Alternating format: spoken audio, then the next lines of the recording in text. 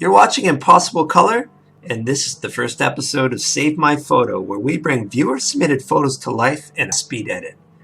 Today's beautiful image was submitted by Turby from Reddit, and we've got a lot of changes to make today, so let's get started. We're going to remove some objects, do some spot exposure adjustments, some cropping, and a whole lot more. To start things off, we'll work in Adobe Camera Raw and set our camera profile to neutral, so we're starting from scratch. Then we'll save a snapshot just to make sure that we have something to go back to compare our edits. First thing you want to do is adjust your white balance, and the auto doesn't quite cut it in this example, but that's okay. We can use the eyedropper white balance adjustment tool. Take a few samples of an area that looks like a neutral gray, and let's get this dark photo lightened up quite a bit. We want to keep the highlights down so we're not overexposing the lights, because it is a high contrast image. And by bringing up the shadows and blacks, we can bring out a lot of the mountains in the scene.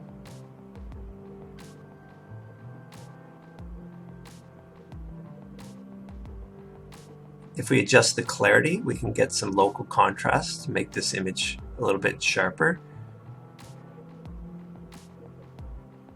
And let's get on to our crop. There's a lot of foreground elements there that doesn't add a lot to the image, so we'll crop that out. And it looks like our horizon is a little bit uneven, so we'll tilt that up a little bit and use the horizon leveler just to get it precise with the horizon line.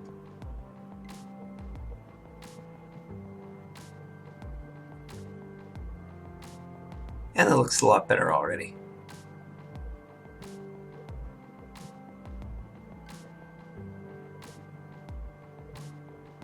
This is the highlight clipping that I just turned on there. It shows where your highlights are clipped out. Let's do some fine tuning of the highlights and lights, and also the darks and shadows, just to get these a little bit more precise.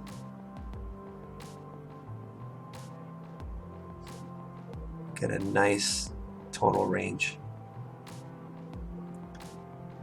And we can increase the sharpening in Adobe Camera Raw.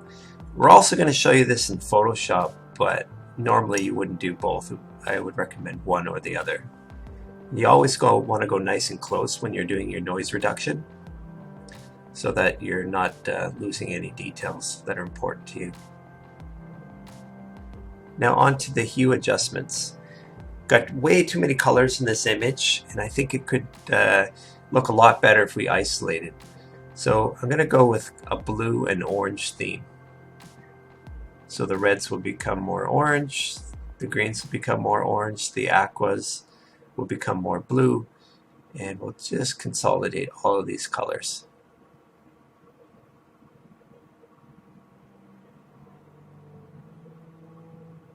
And that looks good. Now on to the saturation. I like to move the sliders in both directions and try to get a feel of how each one of them will affect the image.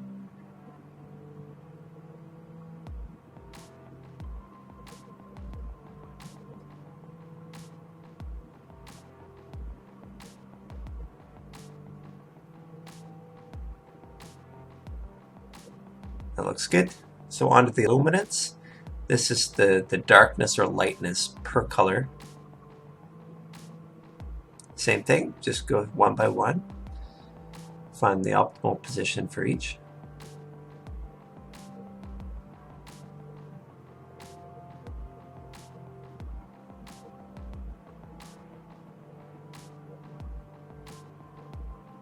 And that's good.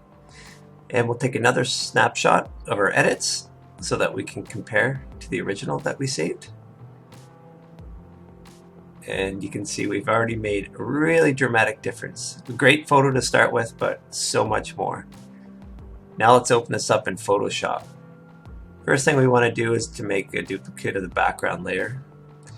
And we're going to try to remove some of this area in the foreground using the patch tool. Sometimes it works first try, sometimes it doesn't. It looks pretty close, but I think we're going to need to use the content aware fill to get rid of this.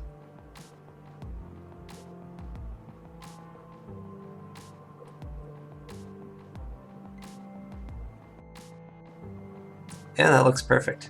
But we have some other elements here sticking out of the wharf, and also this blue light is just dominating the bottom of the image, so I don't think that's really adding a lot of value.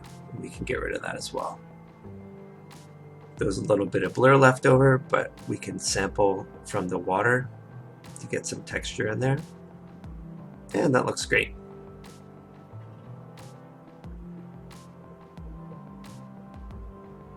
Next up, we're going to try to paint out some of these areas on the chimney that are just a little bit too red. Help that match the orange.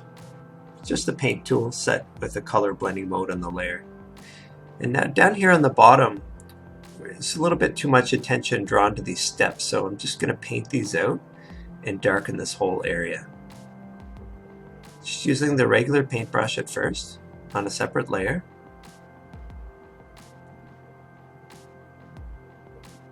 Just gradually blending in. Set this to multiply, but we want some detail to show through. So we're going to make a layer mask and go apply image. And we'll set the apply to the background layer. And now you can see that some details are still showing through in the midtones, but it's still darkening overall. And I'm going to duplicate the layer just to intensify the effect.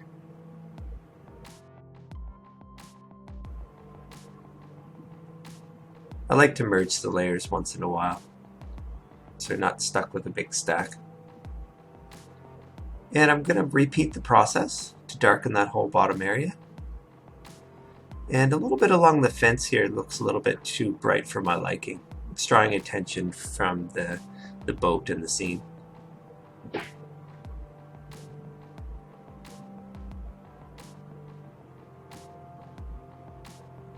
Going to do a little blur on the area that we painted, just so that it blends in smoothly.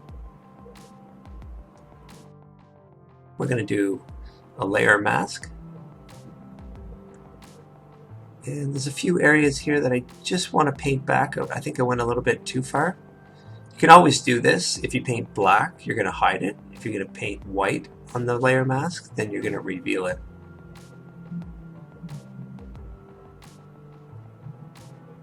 And we'll merge those two together. On a duplicate layer, I'm going to do a little level adjustment to help these colors pop a little bit more and help the tone stand out.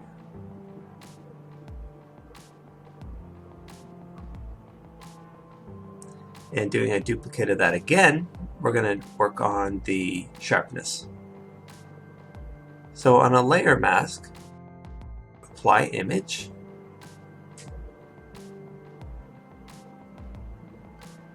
And then if you Alt select, you can see what we just applied. We're going to go to Stylize, Find Edges, and invert that. And using the level adjustments, we're going to try to get a really bright selection of white just on the edges of the image and fade the rest off into black. Now if we select on our layer and we do our sharpen, it's going to be isolated to just those areas where we did find edges. I'm doing a little bit of an exaggerated effect for the video here. That looks good. And I'm going to set it to luminosity blending mode just in case there's some funky colors that came up on the edges. And adjust the opacity to tone it down a little bit. Now let's have a look at the before and after. Hope you enjoy the dramatic changes. If you want to have your picture featured next week on Save My Photo, please do so by submitting in the comments below. Thanks for watching Impossible Color. Please subscribe to see more.